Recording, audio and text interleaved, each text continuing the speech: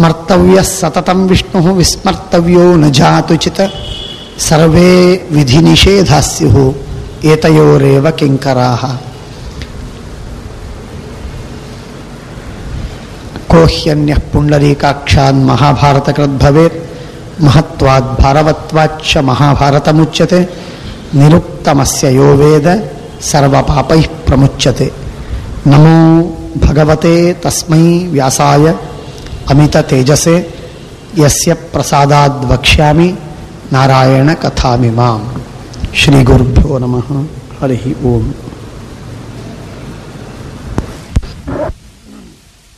ಶ್ರೀಮನ್ ಮಹಾಭಾರತದ ಸಭಾಪರ್ವದ ಅನುಪರ್ವಗಳಲ್ಲಿ ಶಿಶುಪಾಲ ವಧ ಪರ್ವ ಮುಗಿತು. ಈಗ ಪ್ರಾರಂಭವಾಗುವುದು ದ್ಯೂತ ಪರ್ವ. ಜೂಜಾಟದ ಒಂದು ಗಂಡಾಂತರ ಬರ್ತಾ ಇದೆ. ಅದನ್ನು ಪರಿಹಾರ ಮಾಡುವ ಕ್ರಮ, ಅದರಿಂದಾದ ಫಲ, ಕೊನೆಗೆ ಮಹಾಭಾರತದ ಫಲವಾಗಿ ಧರ್ಮರಾಜನಿಗೆ ಪಟ್ಟಾಭಿಷೇಕ. ಇವುಗಳೆಲ್ಲ ಇನ್ನು ಮುಂದೆ ಬರುವಂತಹ ಒಂದು ದೊಡ್ಡ ಘಟ್ಟ. ಇಲ್ಲಿಯವರೆಗಿರುವಂತಹದ್ದು ಪೂರ್ವಪೀಠಿಕೆ. ಯಾವುದೇ ಒಂದು ಕ್ರಾಂತಿಯಾಗುವುದಕ್ಕೆ ಪೂರ್ವಪೀಠಿಕೆ 16 ವರ್ಷ, 30-40 ವರ್ಷ, 100 ವರ್ಷಗಳವರೆಗೆ ಒಂದು ಕ್ರಮ ನಡೆದುಕೊಂಡು ಬಂದಿರ್ತದೆ. ಆ ನಡೆದುಕೊಂಡು ಬಂದಂತಹ ಒಂದು ಕ್ರಮ ಅದು ಒಂದು ಉಲ್ಬಣ ಸ್ಥಿತಿಗೆ ಮುಟ್ಟಿದಾಗ ಅದು ಕ್ರಾಂತಿಗೆ ಪ್ರೇರಕವಾಗ್ತದೆ. ಕ್ರಾಂತಿ ಪ್ರೇರಕವಾಗದಾಗ ಕ್ರಾಂತಿ ಮೈಗೂಡಿ ಬರ್ತದೆ. ಕ್ರಾಂತಿ ಮೈಗೂಡಿದಾಗ ಅದರ ಫಲಿತಾಂಶ ವಿಚಿತ್ರವಾದ ರೀತಿಯಲ್ಲಿ ಆಗ್ತದೆ.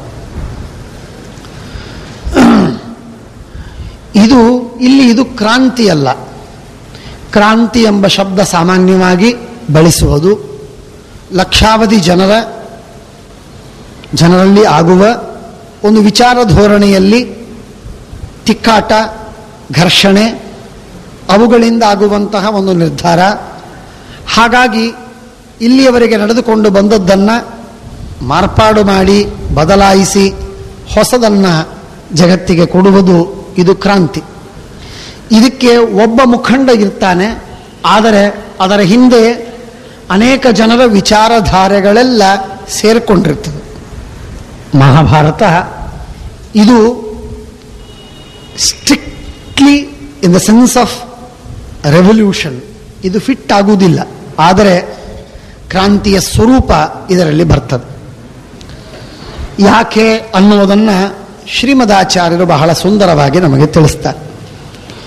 ಮಹಾಭಾರತದ ಇದು 2 ದಂಡಗಳೇನಿವೆ, ಆ 2 ದಂಡಗಳು, 2 ಬಲಗಳು, 2 ಸೈನ್ಯ, 2 ಪಂಗಡ, ಅದೆರಡೂ ಕೂಡ ವಿರುದ್ಧ ವಿಚಾರವುಳ್ಳಂತಹ ಪಂಗಡಗಳು.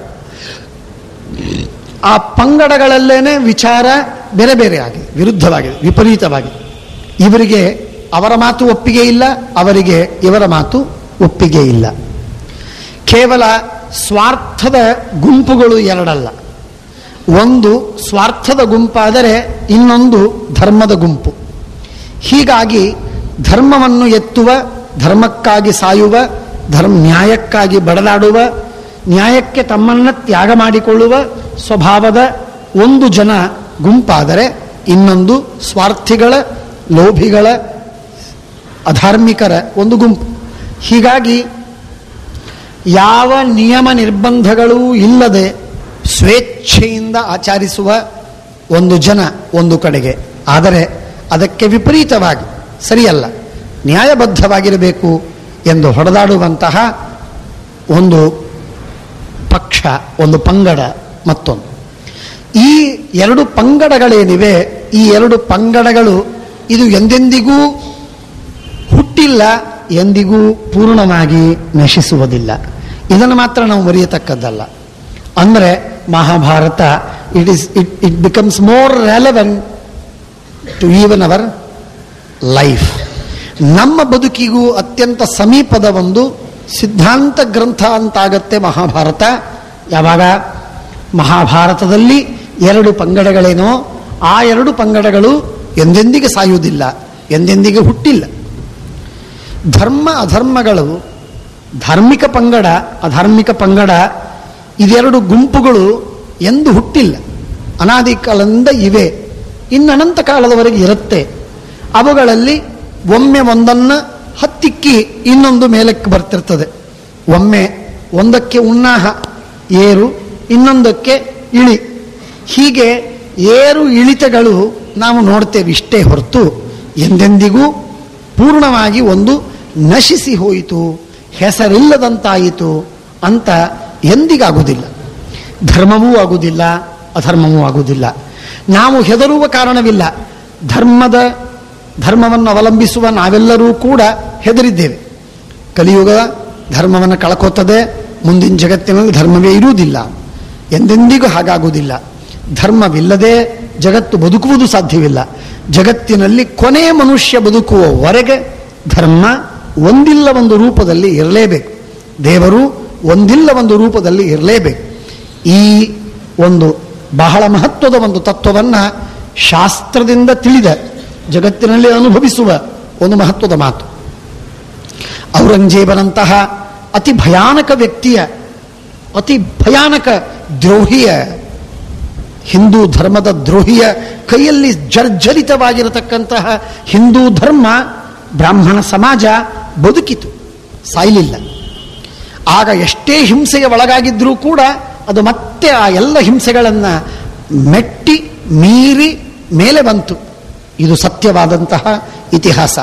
ಇದು ಇವತ್ತಲ್ಲ, ಆವತ್ತಿನ ಗಜನಿ ಮಹಮ್ಮದನ ಕಥೆಯಿಂದ ಆರಂಭ ಮಾಡಿಕೊಂಡು ಇಂದಿನವರೆಗೂ ಕೂಡ ಎಷ್ಟೇ ದಬ್ಬಾಳಿಕೆಗೆ ಒಳಪಟ್ಟರೂ ಬ್ರಾಹ್ಮಣ ಸಮಾಜವಾಗಲಿ ಅರ್ಥಾತ್ ಧಾರ್ಮಿಕ ಸಮಾಜವಾಗಲಿ ಪೂರ್ಣವಾಗಿ ನಶಿಸಲಿಕ್ಕೆ ಸಾಧ್ಯವಿಲ್ಲ. ದೇವರು ಒಂದು ರೂಪದಿಂದ ಬಿಟ್ಟು ಇನ್ನೊಂದು ರೂಪದಿಂದ ಪ್ರಕಟನಾಗ್ತಾನೆ. ದೇವರನ್ನು ಬಿಟ್ಟು ಸಮಾಜ ಬದುಕುವುದು ಸಾಧ್ಯವಿಲ್ಲ, ಶ್ರದ್ಧೆಯನ್ನು ಬಿಟ್ಟು ಸಮಾಜ ಬದುಕುವುದು ಸಾಧ್ಯವಿಲ್ಲ.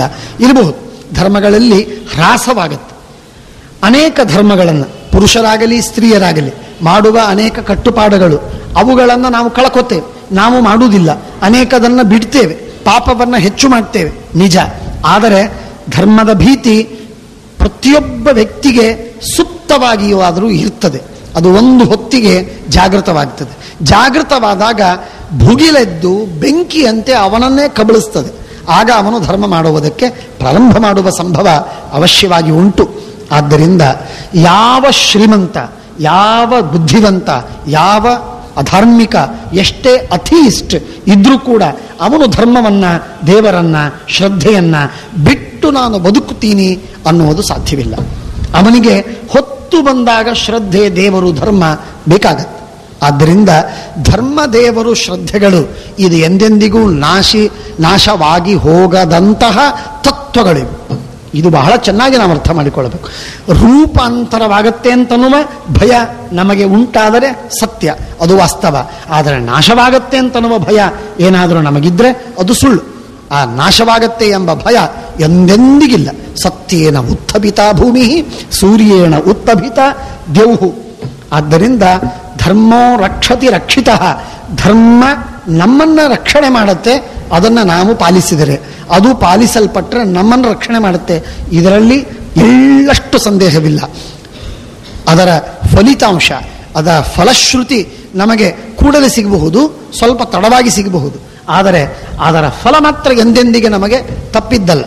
ಹಾಗಾಗಿ ಗಟ್ಟಿಯಾಗಿರುವಂತಹ ಈ ಸಿದ್ಧಾಂತದ ಒಂದು ಬುನಾದಿಯ ಮೇಲೆ, ಇದರ ನೆಲಗಟ್ಟಿನ ಮೇಲೆ, ಈ ಫೌಂಡೇಶನ್ನಿನ ಮೇಲೆ ನಾವು ಮಹಾಭಾರತವನ್ನು ಅರ್ಥ ಮಾಡಿಕೊಳ್ಳಬೇಕು. ಮಹಾಭಾರತ ಇದು 5000 ವರ್ಷದ ಹಿಂದೆ ಆಗಿ ಹೋದ ಕಥೆ ನಿಜ. ಆದರೆ 5000 ವರ್ಷಗಳ ಹಿಂದೆ ಆಗಿ ಹೋಗಿದ್ರೂ ಮತ್ತೆ 5000 ವರ್ಷಗಳಲ್ಲಿ 5000 ಸಲವೂ ಇದು ರಿಪೀಟ್ ಆಗಿರುವಂತಹ ಕಥೆ. ಇದು ಮತ್ತೆ ಮತ್ತೆ ಆಗುವಂತಹ ಕಥೆ, ಮತ್ತೆ ಮತ್ತೆ ನಡೆಯುವಂತಹ ಕಥೆ. ಒಂದಿಲ್ಲ ಒಂದು ರೂಪದಲ್ಲಿ ದುರ್ಯೋಧನನೋ, ದುಶ್ಯಾಸನನೋ, ಕರ್ಣನೋ, ಶಕುನಿಯೋ ಆಚೆ ಎದುರಾಗಿ ಬರ್ತಾರೆ. ಮತ್ತೊಬ್ಬ ಜರಾಸಂಧನೋ, ನರಕಾಸುರನೋ, ಕಂಸನೋ ಇನ್ನೊಬ್ಬ ಬರ್ತಾನೆ. ಅವರ ಎದುರಾಗಿ ಈಚೆ ನಿಂತುಕೊಂಡು ಭೀಮ, ಅರ್ಜುನ ಎಲ್ಲ ದೇವ ಪಕ್ಷೀಯರು ನಿಂತುಕೊಂಡು ಹೋರಾಡ್ತಾರೆ. ನೀತಿ ಬಲ ಬರ್ತದೆ. ಇದಕ್ಕೆ ತೇಷಾಂ ವಿಷ್ಣು ನಿಯೋಜಕ, ಇದಕ್ಕೆ ಮುಖ್ಯವಾಗಿ ನಿಯೋಜಕ, ಈ ಯುದ್ಧವನ್ನು ಹೂಡುವವನು ದೇವರು, ಈ ಯುದ್ಧವನ್ನು ಹೂಡುವವನು ದೇವರು, ಈ ಯುದ್ಧದ ರಿಸಾಲ್ವ್ ಮಾಡುವವನು ದೇವರು, ಈ ಯುದ್ಧದ ಕೊನೆಯ ಫಲಿತಾಂಶವನ್ನು ಕಟ್ಟಿಕೊಡುವವನು ಭಗವಂತ. ಹಾಗಾಗಿ ಆ ದೇವರೇ ಈ ಯುದ್ಧವನ್ನು ಕೂಡಿಸ್ತಾನೆ. ಯುದ್ಧವನ್ನು ಆಡಿಸುವುದು ದೇವರು. ಸಂಧಾನಕ್ಕೆ ಹೋದದ್ದು ಹೆಸರು ಮಾತ್ರ, ಆದರೆ ಭಗವಂತ ಸಂಧಾನಕ್ಕೆ ಹೋಗುವ ಅಪೇಕ್ಷೆ ಸರ್ವಥಾ ಇರಲಿಲ್ಲ. ಪರಮಾತ್ಮ ಸಂಧಾನಕ್ಕೆ ಹೋದದ್ದು ನಿಮಿತ್ತ, ನೋಡುವುದಕ್ಕೆ ನಾಟಕ. ಆದರೆ ವಸ್ತುಸ್ಥಿತಿಯಲ್ಲಿ ಪರಮಾತ್ಮ ಯುದ್ಧವನ್ನು ಆಡಿಸಿದ್ದೇ ದೇವರು. ಯುದ್ಧ ಆಡಬೇಕು ಅಂತನ್ನುವುದಕ್ಕಾಗೆ ಭೂಮಿಗೆ ಬಂದಿಳಿದ. ಅಂದ ಮೇಲೆ ಭೂಮಿಯಲ್ಲಿ ಬಂದು ಪರಮಾತ್ಮ ಯುದ್ಧವನ್ನು ಆಡಿಸಿದ. ಆ ಯುದ್ಧಕ್ಕೆ ಬರುವಕ್ಕೆ ಅವಶ್ಯಕವಾದ ಎಲ್ಲ ಸಿದ್ಧತೆಗಳನ್ನು ಪರಮಾತ್ಮ ಮಾಡ್ತಾನೆ. ಸಣ್ಣ ಸಣ್ಣ ಮಾತುಗಳಿಗೂ ಪರಮಾತ್ಮ ಸಿದ್ಧತೆಯನ್ನು ಮಾಡ್ತಾನೆ. ತಾನು ಇರುವುದಾದರೆ, ತಾನು ಇದ್ದು ಆ ಕೆಲಸ ಮಾಡುವುದಾದರೆ ಇದ್ದು ಮಾಡ್ತಾನೆ, ಇಲ್ಲದೇ ಇದ್ದರೆ ಆ ಕೆಲಸವಾಗುವುದಾದರೆ ಇಲ್ಲದಿದ್ದು ಕೆಲಸ ಮಾಡಿಸ್ತಾನೆ. ಪರಮಾತ್ಮ ಮಾಡಿಸುವ ಕೆಲಸ ಬಹಳ ವಿಚಿತ್ರ. ಪರಮಾತ್ಮ ಅವ್ಯಕ್ತವಾಗಿ ಎಲ್ಲ ಕಡೆಗಿದ್ದಾನೆ.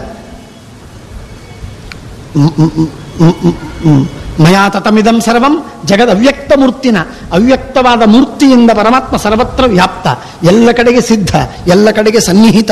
ಆದರೆ ಪರಮಾತ್ಮ ಪ್ರಕಟವಾಗಿ ಇದ್ದರೆ ಏನೋ ಕೆಡಕು ಆಗುವುದಿಲ್ಲ ಅಂದಾಗ ಪರಮಾತ್ಮ ಮಾಯವಾಗ್ತಾನೆ. ಆಗ ಅಲ್ಲಿ ಆ ಕೆಡಕಾಗತ್ತೆ. ಹೀಗೆ ಭಗವಂತ ತಾನು ತನ್ನ ಆಬ್ಸೆನ್ಸಿನಿಂದ ಕೆಲವು ಕೆಲಸ ಮಾಡ್ತಾನೆ, ತನ್ನ ಪ್ರೆಸೆನ್ಸಿನಿಂದ ಕೆಲಸ ಮಾಡ್ತಾನೆ. ಹೀಗೆ ತನ್ನ ಪ್ರೆಸೆನ್ಸಿನಿಂದ, ತನ್ನ ಆಬ್ಸೆನ್ಸಿನಿಂದ, ತನ್ನ ಸನ್ನಿಧಾನ, ತನ್ನ ವ್ಯವಧಾನ ಇವುಗಳಿಂದ ಕೆಲಸ ಮಾಡುವ ಅಪಾರ ಶಕ್ತಿ ಇದ್ದ ಪರಮಾತ್ಮ, ಆ ಭಗವಂತನ ಒಂದು ವಿಚಿತ್ರವಾದ ಆಟ ಅಥವಾ ನಾಟಕ ಇದು ಇನ್ನು ಮೇಲೆ ಪ್ರಾರಂಭ. ಪರಮಾತ್ಮನ ಏನೊಂದು ಲೀಲೆ, ಆ ಭಗವಂತನ ಸಂಕಲ್ಪ ಯಾಕೆ ಈ ತರಹ ಅನ್ನುವ ಪ್ರಶ್ನೆಗೆ ಕರ್ಮದ ದೊಡ್ಡದಾದಂತಹ ಸಂಕೋಲೆ ಇದೆ, ಕರ್ಮದ ಸಂಹಿತೆ ಇದೆ, ಕರ್ಮದ ಹಿನ್ನೆಲೆ ಇದೆ. ಕರ್ಮದ ಚಿತ್ರಗಳನ್ನು ನಾವಾಗಿ ಕೂತು ಬಟ್ಟೆಯ ಮೇಲೆ, ಭಿತ್ತಿಯ ಮೇಲೆ, ನಮ್ಮ ಜೀವನದ ಭಿತ್ತಿಯ ಮೇಲೆ ಬರೆದಿಟ್ಟಿದ್ದೇವೆ. ಆ ಬರದ ಬರಹಗಳೇನಿವೆಯೋ ಬರಹಗಳಿಗೆ ತಕ್ಕಂತೆ ನಮಗೆ ಫಲವನ್ನು ಪರಮಾತ್ಮ ಕೊಡ್ತಾ ಹೋಗ್ತಾನೆ. ನೀನು ಇಲ್ಲಿ ಗೀಚಿದ್ದಿ, ಅದಕ್ಕೆ ಫಲವಾಗಿ ನೀನು ದುಃಖವನ್ನು ಅನುಭವಿಸು. ಇಲ್ಲಿ ಸುಂದರವಾದ ಚಿತ್ರವನ್ನು ತೆಗೆದಿದ್ದಿ, ಅದಕ್ಕೆ ಫಲವಾಗಿ ನೀನು ಸುಖವನ್ನು ಅನುಭವಿಸು ಎಂಬುದಾಗಿ ಕರ್ಮದ ರೇಖೆಗಳೇನೇನೋ, ಕರ್ಮದ ರೇಖೆಗಳು ಕಲ್ಪನಾತೀತ ಅನಂತ ಕರ್ಮದ ರೇಖೆಗಳು. ಆ ರೇಖೋಪರೇಖೆಗಳಿಗೆ ಅನುಗುಣವಾಗಿ ನಮ್ಮ ಕರ್ಮದ ಜಾಲ ಅಂತ ಅದಕ್ಕೆ ಕರೆಯೋದು. It is a cobweb. ಇದರಲ್ಲಿ ಓಡಾಡುವ, ನಿರ್ಲಿಪ್ತನಾಗಿ ಓಡಾಡುವವನ ಪರಮಾತ್ಮ ಒಬ್ಬ. ಕಾಬ್ ವೆಬ್ಬಿನಲ್ಲಿ ಆ ವೆಬ್ಬನ್ನು ಸೃಷ್ಟಿ ಮಾಡಿದಂತಹ ಕಾಬಿಗೇನೋ ಓಡಾಡ್ಲಿಕ್ಕೆ ಬರುತ್ತೆ.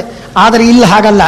ಸೃಷ್ಟಿ ಮಾಡಿದವರು ನಾವು, ಕರ್ಮ ಜಾಲದಲ್ಲಿ ಕರ್ಮಜಾಲಕ್ಕೆ ಅಂಟಿಕೊಳ್ಳದಂತೆ ಓಡಾಡುವ ಸಾಮರ್ಥ್ಯವಿದ್ದಂತಹ ವ್ಯಕ್ತಿ ಪರಮಾತ್ಮ ಒಬ್ಬ. ನಾವು ಸ್ವಕರ್ಮ ಸೂತ್ರ ಗ್ರಥಿತೋ ಹಿ ಲೋಕಃ, ನಾವು ಆ ಕರ್ಮಸೂತ್ರದಲ್ಲಿ ಸುತ್ತುವರೆದು ನಾವೇ ನಮ್ಮನ್ನು ಉರುಳು ಹಾಕಿಕೊಂಡು ಸಾಯುವ ಪ್ರಸಂಗದಲ್ಲಿ ತಂದುಕೊಂಡಿದ್ದೇವೆ. ಶರಣ ಹೋದರೆ ಮಾತ್ರ ಪರಮಾತ್ಮನಿಗೆ ಶರಣು ಹೋದಾಗ ಭಗವಂತ ನಮ್ಮನ್ನ ಮೋಚನೆ ಮಾಡ್ತಾನೆ. ಹಾಗಾಗಿ ಆ ಭಗವಂತನಿಗೆ ಯಾವ ಕರ್ಮಗಳ ಬಂಧನವನ್ನು ನಮಗೆ ಇರಿಸಿದ, ಯಾವ ತೊಡಿಸಿದ, ಆ ಕರ್ಮದ ಬಂಧನಲ್ಲಿ ನಾವು ಸಿಕ್ಕು ಬೀಳುವಂತೆ ಮಾಡಿದ ಆ ಭಗವಂತನಿಗೆ ಶರಣು ಹೋಗುವುದು ಅವಶ್ಯಕ.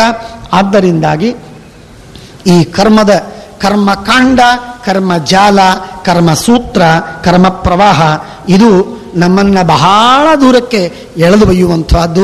ಅದರಲ್ಲಿ ಮಧ್ಯದಲ್ಲಿ ಎಚ್ಚರವಾಗಿ ದೇವರಿಗೆ ಶರಣು ಹೋಗುವಂಥದ್ದು ಅವಶ್ಯಕ. ಇವುಗಳನ್ನು ನಾವು ನೋಡ್ತಾ ಇರುವಾಗ ದೇವರಿಗೆ ಶರಣು ಹೋದಾಗ ಯಾವ ರೀತಿಯಾಗಿ ಎಂಥ ಆಪತ್ತಿನಲ್ಲೂ ಹೇಗೆ ಪಾರಾದ ಅನ್ನುವುದು ನೋಡುವುದಕ್ಕೆ ಬಹಳ ಸುಂದರ, ಬಹಳ ಚಂದ, ಬಹಳ ಅಂದ. ಎಲ್ಲಕ್ಕೂ ಮೇಲಾಗಿ ಚಂದವೋ ಅಂದವೋ, ಆದರೆ ಎಲ್ಲಕ್ಕೂ ಮೇಲಾಗಿ ಸಿಗುವಂಥದ್ದು ಭರವಸೆ. ಆ ಭರವಸೆ ಮಹಾಭಾರತದಿಂದ ಪಡೆಯುವಂಥದ್ದು ಈ ದ್ಯೂತ ಪರ್ವದ ಸಂದರ್ಭದಲ್ಲಿ. ಹಾಗಾಗಿ ಮಹಾಭಾರತ ಸಭಾಪರ್ವ ಇದು ಬಹಳ ನಿರ್ಣಾಯಕವಾದ ಘಟ್ಟ. ಇಲ್ಲಿಯವರೆಗೆ ಹುಟ್ಟಿನಿಂದ ಅಥವಾ ಶಂತನುವಿನಿಂದ ಆರಂಭಿಸಿ ಬಂದಂತಹ ಒಂದು ಪರಂಪರೆ ಇಲ್ಲಿಗೆ ನಿಂತಿದೆ. ಇದು ಈಗ ಪೂರ್ಣವಾಗಿ ವಿಪರೀತ ದಿಕ್ಕಿಗೆ ಸುಳಿದಾಗ ಇಲ್ಲಿಯವರೆಗೆ ಏನು ಸಮಸ್ಯೆ ಇಲ್ಲ. ಶಂತನುವೋ ಪುರುವೋ ಕುರುವೋ ಅಲ್ಲಿಂದ ಬಂದಂತಹ ಪರಂಪರೆ ಧಾರೆಯಾಗಿ ಬಂತು. ಎಲ್ಲರೂ ಪ್ರೇಮದಿಂದ ನಡೆದರು. ಒಳಕಲಹ ಧರ್ಮಾಧರ್ಮಗಳಿಗೆ ಜಗಳ, ನ್ಯಾಯಾನ್ಯಾಯಗಳಿಗೆ ಪೀಡೆ, ಪರಸ್ಪರ ಹಿಂಸೆ, ಘರ್ಷಣವಾಗಿ ಇಲ್ಲೇನು ಪೂರ್ಣವಾಗಿ ವಿಪರೀತವಾದ ರೂಪವನ್ನು ತೆಗೆದುಕೊಳ್ತಾ ಇದೆ. ಇದು ಬಹಳ ವಿಚಿತ್ರವಾಗಿರುವಂತಹ ಒಂದು ಘಟ್ಟ. ಇನ್ನೊಂದು ದೃಷ್ಟಿಯಿಂದ ನಾವು ಮಹಾಭಾರತದ ಪರ್ವವನ್ನು ನಾವು ನೋಡುವುದಾದರೆ ಬಹಳ ವಿಚಿತ್ರವಾಗಿದೆ. ಮಹಾಭಾರತ ನಮಗೆ ಒಂದು ದೃಷ್ಟಿಯಿಂದ ಅನೇಕ ತತ್ವಜ್ಞಾನಗಳನ್ನು ಹೇಳುತ್ತೆ, ಆದ್ದರಿಂದ ಶ್ರೇಷ್ಠ. ಅನೇಕ ಧರ್ಮವನ್ನು ಉಪದೇಶ ಮಾಡುತ್ತದೆ, ಆದ್ದರಿಂದ ಉತ್ತಮ. ಪರಮಾತ್ಮ ಸಾಕ್ಷಾತ್ ಬರೆದದ್ದು, ಆದ್ದರಿಂದ ಸರ್ವೋತ್ತಮ. ವೇದಗಳ ಸಮಸ್ತ ಸಾರ, ಅದಕ್ಕೆ ಶ್ರೇಷ್ಠ. ಇತ್ಯಾದಿ 100 ಕಾರಣಗಳಿಂದ ಶ್ರೇಷ್ಠ. ಎಲ್ಲಕ್ಕೂ ಮಿಗಿಲಾಗಿದೆ ಮತ್ತೊಂದು ಮಹತ್ವದ ಕಾರಣ.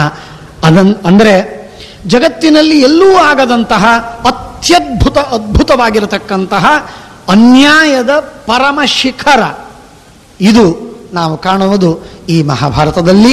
ತತ್ರಾಪಿ ಮಹಾಭಾರತದ ಸಭಾಪರ್ವದಲ್ಲಿ ಆಗುವ ಅನ್ಯಾಯಗಳಲ್ಲಿ ಚರಮ ಸೀಮೆ ಅಂದರೆ ಮಹಾಭಾರತದ ಸಭಾಪರ್ವದಂತಹ ಇತಿಹಾಸದಲ್ಲಿ ನೀವು ಅನೇಕ ಕಡೆಗೆ ಓದಿದ್ದೀರಿ. ಬೇರೆ ಬೇರೆ ಇತಿಹಾಸಗಳಿವೆ, ಬೇರೆ ಬೇರೆ. ಆದರೆ ಒಬ್ಬ ರಾಜಕುವರಿ ಅಲ್ಲ, ರಾಜ ಮಡದಿ, ರಾಜನ ಪಟ್ಟದ ಮಹಿಷಿ ಇದೀಗ ಹಸಿಮಣೆ ಮೇಲೆ ಕೂತ್ಕೊಂಡು ಅವಳ ಪಟ್ಟಾಭಿಷೇಕ ಮಾಡಿಸಿಕೊಂಡು ತಲೆ ಹಸಿ ಇದೆ, ತಲೆ ಇನ್ನೂ ಅವಳ ಒಣಗಿಲ್ಲ. ಅಂಥ ದ್ರೌಪದಿಯನ್ನ ಸಭೆಯಲ್ಲಿ ಮಧ್ಯದಲ್ಲಿ ಕರೆಸಿ ರಾಜಸೂಯ ಯಾಗ ಮಾಡಿ ಸಾಮ್ರಾಜ್ಯ ಪಟ್ಟಾಭಿಷಿಕ್ತಳಾಗಿ ಆ ಮಹಿಷಿ ಮೆರೆಯುವಂತಹ ಸಂದರ್ಭದಲ್ಲಿ ಅವಳನ್ನು ರಜಸ್ವಲೆಯಾಗಿರುವಂತಹ ಒಂದು ಹೆಣ್ಣನ್ನ, ಅದು ರಾಜಕುವರಿ, ಅದು ರಾಜರ ಮಹಿಷಿ, ತತ್ರಾಪಿ ಸಾಮ್ರಾಜ್ಯದಲ್ಲಿ ಇದೀಗ ಪಟ್ಟಾಭಿಷಿಕ್ತಳ. ಇಂಥ ಒಬ್ಬ ಹೆಣ್ಣನ್ನು ತಂದು ಸಭೆಯಲ್ಲಿ, ಅದು ಯಾರು? ಕುಡುಕರ ಸಭೆಯಲ್ಲ, ಹೆಂಡ ಕುಡುಕರ ಸಭೆಯಲ್ಲ, ಜೂಜಾಟದ ಸಭೆಯಲ್ಲ, ನೀಚರ ಸಭೆಯಲ್ಲ, ಪಾಮರರ ಸಭೆಯಲ್ಲ, ಅವಿವೇಕಿಗಳ ಸಭೆಯಲ್ಲ, ಕೊಲಗಡಕರ ಸಭೆಯಲ್ಲ. ಭೀಷ್ಮ, ದ್ರೋಣ, ವಿದುರ, ಅಶ್ವತ್ಥಾಮ, ಕೃಪ, ಕರ್ಣ ಇಂಥ ಜ್ಞಾನಿಗಳೆಲ್ಲ ಕೂತಿರುವ ಸಭೆ. ಋಷಿಗಳಿದ್ದಾರೆ, ಧೃತರಾಷ್ಟ್ರ ಇದ್ದಾನೆ, ವಿದುರ ಇದ್ದಾನೆ, ಪಾಂಡವರಿದ್ದಾರೆ, ಅವಾಕ್ಕಾಗಿ ಕೂತಿದ್ದಾರೆ. ತನ್ನ ಸ್ವಂತ ಹೆಂಡತಿಯನ್ನ ಯಾವ ಸಮಾಜದಲ್ಲಿ, ಯಾವ ಇತಿಹಾಸದಲ್ಲಿ ಈ ತರಹದ ಘಟನೆಯಾಗಿದೆ ಹೇಳಿ? ಜಗತ್ತಿನ ಯಾವ ದೇಶದ, ಯಾವ ಮೂಲೆಯ, ಯಾವ ರಾಷ್ಟ್ರದಲ್ಲೂ ಈ ವಿಧವಾದಂತಹ ಇತಿಹಾಸ ನಡೆದಿಲ್ಲ. ಅದನ್ನು ನೋಡಿದಾಗ ಮೈ ರೋಮಾಂಚನವಾಗುತ್ತೆ. ಗಂಡ 5 ಪತಿಯರು, ಒಬ್ಬ ಪತಿಯಲ್ಲ, ಅವನನ್ನು ಕಟ್ಟಿ ಹಾಕಿದ್ದಲ್ಲ, ಬಾಯಿಯಿಂದ ಕಟ್ಟಿದ್ದು, ಧರ್ಮದಿಂದ ಕಟ್ಟಿದ್ದು, ಕೈಗಾಲುಗಳನ್ನು ಹಗ್ಗದಿಂದ ಕಟ್ಟಿದ್ದಲ್ಲ, ಕೊಲ್ತೇವೆ ಅಂತ ಹೆದರಿಸಿದ್ದಲ್ಲ, ಏನಿಲ್ಲ, ಧರ್ಮದಿಂದ ಕಟ್ಟಿದ್ದು. ಧರ್ಮರಾಜ ತನ್ನ ಮಾತಿಗಾಗಿ ಬಾಯಿ ಮುಚ್ಚಿಕೊಂಡು ಕೂತಿದ್ದಾನೆ. ಭೀಮ, ಅರ್ಜುನ ಒಬ್ಬರಲ್ಲ ಇಬ್ಬರಲ್ಲ, ಮಹಾ ಬಲಿಷ್ಠರು. ಇಡೀ ಬ್ರಹ್ಮಾಂಡವನ್ನು ಕೈಯಲ್ಲಿ ಹಿಡಿದು ಅದನ್ನು ಪುಡಿ ಮಾಡುವ ಸಾಮರ್ಥ್ಯವಿದ್ದ ಭೀಮ ಎದುರಿನಲ್ಲಿ ಕೂತಿದ್ದಾನೆ, ಬಾಯಿ ಮುಚ್ಕೊಂಡು ಕೂತಿದ್ದಾನೆ. ನ್ಯಾಯಕ್ಕಾಗಿ ಅನ್ಯಾಯವನ್ನು ಸಹನ ಮಾಡುವಂತಹ ಪರಿಸ್ಥಿತಿ. ಅನ್ಯಾಯದ ಚರಮಸೀಮೆ, ನ್ಯಾಯದ ಚರಮಸೀಮೆ, ಸತ್ಯದ ಚರಮಸೀಮೆ, ಕ್ಷಮೆಯ ಚರಮಸೀಮೆ ಭೀಮಸೇನ ದೇವರಾದರೆ, ಆ ಕಡೆಗೆ ಅನ್ಯಾಯದ ಪರಮ ಶಿಖರ, ತುದಿಯ ಶಿಖರ ಆಚೆ ಆದ ದುರ್ಯೋಧನ, ದುಶ್ಯಾಸನ, ಕರ್ಣ, ಶಕುನಿ. ಈ ತರಹದ ಈ ಕಂದಕ, ಈ ವ್ಯಾಲಿ, ಇದೇನೊಂದು ದೊಡ್ಡದಾದ ಕಂದಕ ನಿರ್ಮಾಣವಾಗಿದೆ. 2 ಅದ್ಭುತವಾದಂತಹ ಎತ್ತರದ ಶಿಖರಗಳು. ನ್ಯಾಯದಲ್ಲಿ ಪರಮೋಚ್ಚ ಧರ್ಮರಾಜ, ಭೀಮ, ಅರ್ಜುನ. ಅನ್ಯಾಯದಲ್ಲಿ ಪರಮೋಚ್ಚ ಶಿಖರ ದುರ್ಯೋಧನ, ಕರ್ಣ, ದುಶ್ಯಾಸನ. ಈ ವಿಧವಾದಂತಹ 2 ವ್ಯಕ್ತಿತ್ವಗಳ ಇವುಗಳ ಮಧ್ಯದಲ್ಲಿರತಕ್ಕ ಕಂದಕದಲ್ಲಿ ಏನು ಅಗಾಧವಾಗಿರತಕ್ಕಂತಹ ಕರ್ಮ ಯಾವ ರೀತಿಯಿಂದ ಇವರಿಬ್ಬರನ್ನು ಆಡಿಸ್ತಾ ಇದೆ ಅನ್ನುವುದನ್ನು ನೋಡಿದಾಗ ಇದಕ್ಕೆ ನಿಯಾಮಕನಾಗಿರತಕ್ಕಂತಹ ಭಗವಂತನ ಅಪಾರವಾದ ಲೀಲೆಯ ಅರ್ಥ ನಮಗಾಗಲಿಕ್ಕೆ ಸಾಧ್ಯ. ತೇಷಾಂ ವಿಷ್ಣು ನಿಯೋಜಕ. ಇಷ್ಟೆಲ್ಲಕ್ಕೂ ಒಳಗೆ ಪ್ರೇರಕನಾಗಿ ಒಳಗಿದ್ದು ನಿಯಮನ ಮಾಡಿ ಪರಮಾತ್ಮ ಈ ಆಟವನ್ನು ಆಡಿಸ್ತಾನೆ. ಆಟವನ್ನು ಆಡಿಸಿ ಕೊನೆಗೆ ನಾನು ನಿಮಗೆ ರಕ್ಷಕ, ನನ್ನನ್ನು ಬಿಟ್ಟು ಯಾರೂ ರಕ್ಷಕರಲ್ಲ, ನಾನು ಸ್ವತಂತ್ರ, ನನ್ನ ಶರಣು ಬಂದಾಗ ಮಾತ್ರ ರಕ್ಷಣೆ ಎನ್ನುವುದನ್ನು ದ್ರೌಪದಿಯ ದೃಷ್ಟಾಂತದಲ್ಲಿ ಹೆಣ್ಣಿನಿಗೆ ಯಾವುದೋ ಒಂದು ಯುದ್ಧದಲ್ಲಿ ಯಾರೋ ಬಂದು ಯಾರೋ ಸತ್ತೋದರು, ಏನೋ ಆಯಿತು ಅಂತಲ್ಲ. ಇದು ಯಾವುದು ಸಂದರ್ಭವಿಲ್ಲ. ಪರಮಾತ್ಮ ತಾನು ಬಾರದೇನೆ, ಪರಮಾತ್ಮ ಪ್ರಕಟವಾಗದೇನೆ, ಪರಮಾತ್ಮ ಸೀರೆ ಕೊಟ್ಟ, ಅವಳ ಮಾನ ಉಳಿತು. 1,00,000 ಜನ ಸಾಯುವುದು ಒಂದು ಕಡೆಗೆ, ಆದರೆ ಮರಣಾದ ತಿರಿಚ್ಯತೆ ಅಂತ ಹೇಳಿದಂತೆ ಸಂಭಾವಿತಸ್ಯ ಅಕೀರ್ತಿ, ಇಂಥ ಅವಮಾನ ಇದು ಅಸಹ್ಯವಾಗಿರುವಂಥದ್ದು. ಅಂಥದ್ದನ್ನು ಪರಮಾತ್ಮ ತಾನು ತನ್ನ ಅಚಿಂತ್ಯ ಅದ್ಭುತವಾದ ಶಕ್ತಿಯಿಂದ ಕೇವಲ ಪರಮಾತ್ಮ ತನ್ನನ್ನು ಸ್ಮರಣೆ ಮಾಡಿದ ನಿಮಿತ್ತ ಮಾಡಿಕೊಂಡು ಪರಮಾತ್ಮ ಕೊಡ್ತಾನೆ. ಪರಮಾತ್ಮ ಕೊಟ್ಟಾಗ ಪರಮಾತ್ಮ ಒಂದು ಮಾತನ್ನು ಹೇಳ್ತಾನೆ. ಪರಮಾತ್ಮ ಅಂತಾನೆ, ದ್ರೌಪದಿ ನನ್ನನ್ನು ಕರೆದ್ಲು, ಆ ಕರೆದದ್ದಕ್ಕೆ ಅದು ನನಗೆ ಸಾಲವಾಗಿದೆ, ಆ ಸಾಲವನ್ನು ತೀರಿಸಬೇಕೀಗ ನಾನು. ದ್ರೌಪದಿ ಕೃಷ್ಣ ಅಂತ ನನ್ನನ್ನು ಕರೆದಿದ್ದಾಳೆ, ಆ ಕೃಷ್ಣ ಅಂತ ಕರೆದದ್ದು ನನಗೆ ಶಲ್ಯದಂತಿದೆ, ಶೂಲದಂತಿದೆ, ಆ ಸಾಲದಂತೆ ಇದೆ, ಪೀಡೆಯಾಗಿದೆ, ನಾನು ಅದನ್ನು ತೀರಿಸಬೇಕು. ಅವಳು ಭಕ್ತಿಯಿಂದ ಕರೆದದ್ದಕ್ಕೆ ನಾನು ಅವಳಿಗೆ ಪ್ರತಿಯಾಗಿ ರಕ್ಷಣೆ ಮಾಡಿದರೆ ನನ್ನ ಮಾತಿಗೆ, ನನ್ನ ನಾಮಕ್ಕೆ, ನನ್ನ ಹೆಸರಿಗೆ, ನನ್ನ ವ್ಯಕ್ತಿತ್ವಕ್ಕೆ ಬೆಲೆ ಇದೆ, ಇಲ್ಲದೆ ಇದ್ರೆ ಇಲ್ಲ ಅಂತ ಪರಮಾತ್ಮ ಬಂದು ರಕ್ಷಿಸ್ತಾನೆ. ಇದು ಈ ಸನ್ನಿವೇಶಗಳನ್ನು, ಸೀಕ್ವೆನ್ಸಸ್ಗಳನ್ನು ನೋಡ್ತಾ ಹೋದರೆ ವನಕ್ಕೆ ಹೋಗುವುದು ದೊಡ್ಡದಲ್ಲ. 13 ವರ್ಷ ವನವಾಸ, 12 ವರ್ಷ ವನವಾಸ, 1 ವರ್ಷದ ಅಜ್ಞಾತವಾಸ ಬಹಳ ದೊಡ್ಡದಲ್ಲ. ಇದು ಆಗಬಹುದು, ಅನೇಕ ಜನರಿಗೆ ಆಗಿರಬಹುದೋ ಆಗದೇ ಇರಬಹುದು. ಎಕ್ಸೈಲ್ ದೊಡ್ಡದಲ್ಲ. ಆದರೆ ಆಗಿರುವಂತಹ ಈ ದ್ರೌಪದಿಯ ಅವಮಾನವೇನಿದೆಯೋ ಇದು ಅತ್ಯಂತ ಹೀನವಾದ ಕೃತ್ಯ. ಈ ಹೀನತಮವಾದ ಕೃತ್ಯದಲ್ಲಿ ಕರ್ಣನ ಅತಿ ಪರಿಪೂರ್ಣವಾದ ಪಾತ್ರವಿದೆ. ಇದನ್ನು ನಾವು ಅರ್ಥ ಮಾಡಿಕೊಳ್ಳದ ಹೊರತು ನಾವು ಕರ್ಣನ ವಧ ಯಾಕೆ ನ್ಯಾಯವಲ್ಲ, ಅನ್ಯಾಯವ್ಯಾಕೆ, ಅಥವಾ ಅನ್ಯಾಯವ್ಯಾಕೆ ಅನ್ಯಾಯವ್ಯಾಕಲ್ಲ ಅನ್ನುವ ಮಾತಿನ ಅರ್ಥವನ್ನು ಮಾಡಿಕೊಳ್ಳುವುದು ನಮಗೆ ಸಾಧ್ಯವಾಗುತ್ತೆ.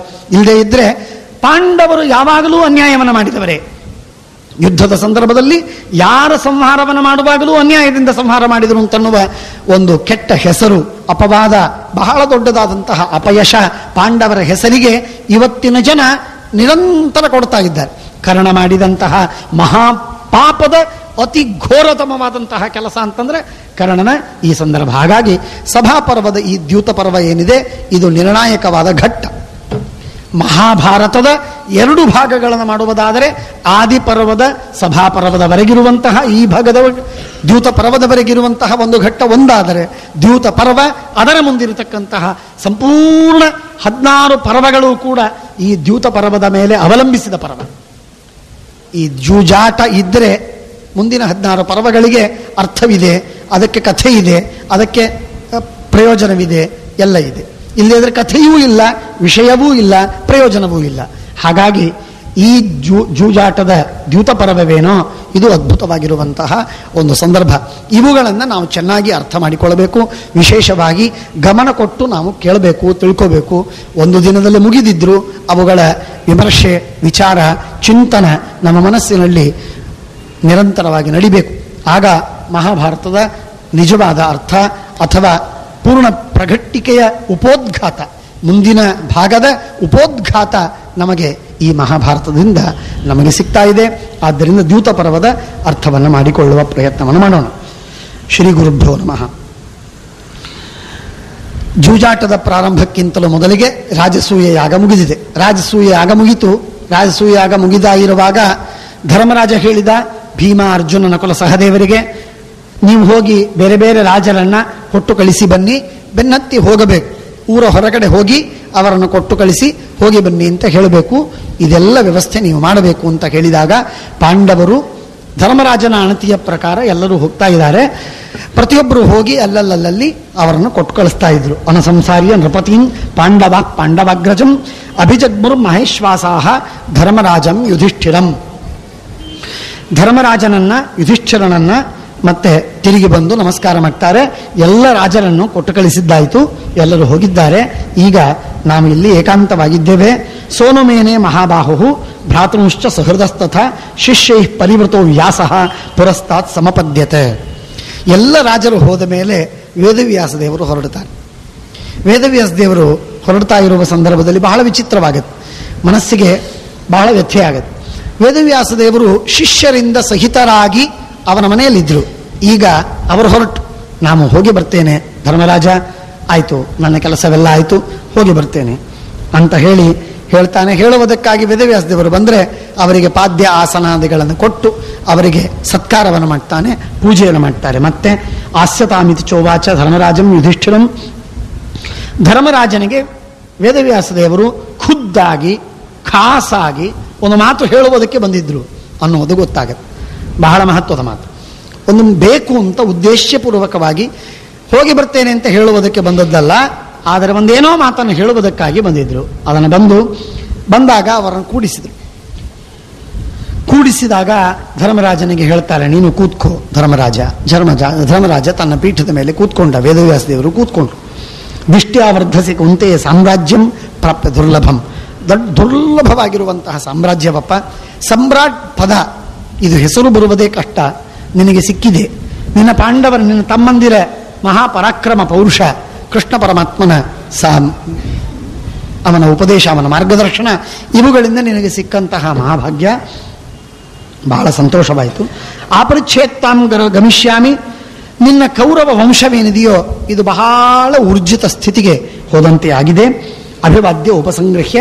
ಹೋಗಿ ಬರಬೇಕು ಅಂತ ನನಗೆ ಅಪೇಕ್ಷೆ ಇದೆ, ಹೋಗಿ ಬರ್ತೇನೆ. ತಂದೆ ಪಾಂಡುವಿನ ತಂದೆ ವೇದವ್ಯಾಸರು. ಹಾಗಾಗಿ ಪಿತಾಮಹ ಅಜ್ಜನ ಕಾಲು ಹಿಡಿದು ಪಾದ ಹಿಡಿದು ನಮಸ್ಕಾರ ಮಾಡಿ, ಆಗ ಧರ್ಮರಾಜ ಪ್ರಶ್ನೆ ಕೇಳ್ತಾನೆ, ಸ್ವಾಮಿ ಏನೇನೋ ಅಪಶುಕನವಾದಂತೆ ತೋರ್ತಾ ಇದೆಯಲ್ಲ, ಇದೀಗ ಸಾಮ್ರಾಜ್ಯವಾಯಿತು, ಇಂಥ ಪಟ್ಟಾಭಿಷೇಕ, ರಾಜಸೂಯಾಗ ಇಷ್ಟೆಲ್ಲ ಆಯಿತು, ಏನೋ ಅನರ್ಥವಾಗ್ತದೆ ಅಂತ ನಮಗೆ ಅನಿಸ್ತಾ ಇದೆಯಲ್ಲ ಮನಸ್ಸಿನಲ್ಲಿ, ಏನದು ಹೇಳ್ತೀರಾ? ಈ ಸಂಶಯವನ್ನು ಪರಿಹಾರ ಮಾಡುವ ಸಾಮರ್ಥ್ಯ ನಿಮಗೆ ಮಾತ್ರ. ಸರ್ವಜ್ಞರು ನೀವಲ್ವೇ? ಆದ್ದರಿಂದ ತ್ರಿಕಾಲಜ್ಞಾನಿಗಳಾದ ಸರ್ವಜ್ಞರಾದ ನಿಮಗೆ ಸಾಮರ್ಥ್ಯವಿಲ್ಲದೆ ಇನ್ಯಾರಿಗಿದೆ? ಆದ್ದರಿಂದ ದಯವಿಟ್ಟು ಏನು ಸಮಸ್ಯೆ ಆಗಬಹುದು, ಮುಂದೆ ಬರಬಹುದು, ಇದನ್ನು ನಮಗೆ ಹೇಳ್ತೀರಾ ಅಂತ ಕೇಳಿದಾಗ, ಆಗ ಆಕಾಶದಲ್ಲಿ ಆಗುವ ದಿವ್ಯವಾದಂತಹ ಅನೇಕ ಉತ್ಪಾತಗಳು, ಭೂಮಿಯಲ್ಲಿ ಆಗುವ, ಅಂತರಿಕ್ಷದಲ್ಲಿ ಆಗುವ ಉತ್ಪಾತಗಳೆಲ್ಲ ಇದೆ. ಇವುಗಳ ಫಲವನ್ನು ಹೇಳಬೇಕು. ಅಪಿ ಚೈದ್ಯಸ್ಯ ಪತನಾತ್ ಶಾಂತ ಮೌತ್ಪಾತ್ಯಕಂ ಮಹತ್. ಆ ಚೈದ್ಯ ಶಿಶುಪಾಲ ಅವನ ಸಂಹಾರವಾಗಬೇಕಾಗಿತ್ತೋ ಏನೋ, ಅದಕ್ಕಾಗಿ ಇದೆಲ್ಲ ಆಗ್ತು, ಅವನು ಸತ್ತೋದ. ಆದರೆ ಇಷ್ಟಾದ ಮೇಲೂ ಕೂಡ ಇದೇನೋ ಒಂದು ಸ್ವಲ್ಪ ನನಗೆ ಯಾಕೋ ಕಿರಿಕಿರಿ ಮನಸ್ಸಿನಲ್ಲಿ ಹುರುಹುರು ಅಂತ ಇದೆ, ಏನೇನೋ ಅಲ್ಲಲ್ಲಿ ಸ್ವಲ್ಪ ಅಪಲಕ್ಷಣಗಳು ಕಾಣ್ತಾ ಇವೆ, ಯಾಕೆ ಹೇಳಬಹುದೇ ಅಂದಾಗ, ರಾಜ್ಞಸ್ತು ವಚನಂ ಶ್ರುತ್ವ ಪರಾಶರ ಸುತಃ ಪ್ರಭು. ವೇದವ್ಯಾಸ ದೇವರು ಹೇಳ್ತಾರೆ, ಏನು ಸಂಕೋಚ ಮಾಡೋದಿಲ್ಲ, ಸ್ಪಷ್ಟವಾಗಿ ಹೇಳ್ತಾರೆ. ಕೃಷ್ಣದ್ವೈಪಾಯನೋ ವ್ಯಾಸ ಇದಂ ವಚನಂ ಅಬ್ರವಿ. ಏನಿಲ್ಲ, ಇದೇನು ಆಗ್ತಾ ಇದೆ ಇದರ ಲಕ್ಷಣ, ಇದರ ಪರಿಣಾಮವಾಗಿ ಆಗುವಂತಹ ಏನು ಫಲ ಅಂದರೆ 13 ವರ್ಷಗಳವರೆಗೆ ಮಹಾ ಅನರ್ಥವಿದೆ. ಇಷ್ಟು ಮಾತ್ರ ನಾನು ಹೇಳ್ತೀನಿ ಅಂತ ವೇದವ್ಯಾಸ ದೇವರು ಅತಿ ಸಂಕ್ಷಿಪ್ತವಾಗಿ ಆ ಮಾತನ್ನು ಹೇಳಿಬಿಡ್ತಾರೆ. ತ್ರಯೋದಶ ಸಮಾರಾಜನ್ ಉತ್ಪಾತಾನಂ ಫಲಂ ಮಹತ್. 13 ವರ್ಷಗಳವರೆಗೆ ನಿರಂತರವಾಗಿ ಉತ್ಪಾತಗಳು ಆಗತ್ತೆ, ಅವುಗಳಿಗಾಗಿ ಈ ರೀತಿಯಾಗಿ ಆಗಿದೆ. ತ್ವಾಮೇಕಂ ಕಾರಣಂ ಕೃತ್ವ. ನೀನೊಬ್ಬ ಇದಕ್ಕೆ ಕಾರಣ,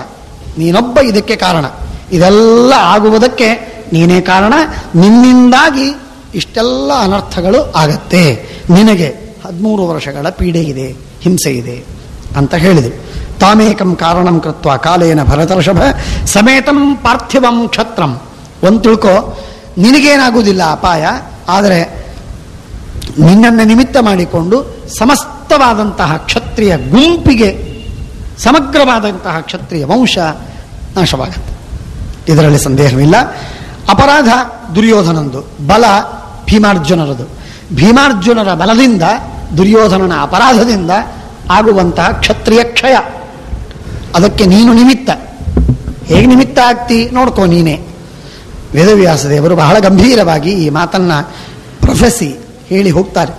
ಯಾಂತಂ ದ್ರಕ್ಷಸಿ, ಕನಸಿನಲ್ಲಿ ಒಂದನ್ನು ನೋಡ್ತೀನಿ ನೀವು ಯಾರು ನೋಡಿದರೂ ಕೂಡ ಗಾಬರಿ ಆಗಬೇಕಾಗಿಲ್ಲ, ಯಾಕೆಂದರೆ ಇವತ್ತು ಕಥೆ ಕೇಳಿದ್ದೀರಿ, ಆದ್ದರಿಂದ ಆ ರೀತಿಯ ಕನಸಿನಲ್ಲಿ ಕಾಣಬಹುದು. ಹಾಗೇನು ತಿಳಿಬೇಕಾಗಿಲ್ಲ. ಏನಾಗತ್ತೆ ನಿನಗೆ ಕನಸಿನಲ್ಲಿ ರುದ್ರದೇವರು ದಕ್ಷಿಣಕ್ಕೆ ಹೊರಟದ್ದು ಕಾಣುತ್ತೆ ನಿನಗೆ. ರುದ್ರದೇವರು ದಕ್ಷಿಣಕ್ಕೆ ಮುಖ ಮಾಡಿ ಹೊರಟದ್ದು ನಿನಗೆ ಕಣ್ಣಿಗೆ ಬೀಳುತ್ತದೆ, ಕನಸಿನಲ್ಲಿ ಕಾಣುತ್ತದೆ. ಯಾಂತಂ ದ್ರಕ್ಷಸಿ ರಾಜೇಂದ್ರ ಕ್ಷಪಾಂತೆ ತಂ ವೃಷಧ್ವಜಂ.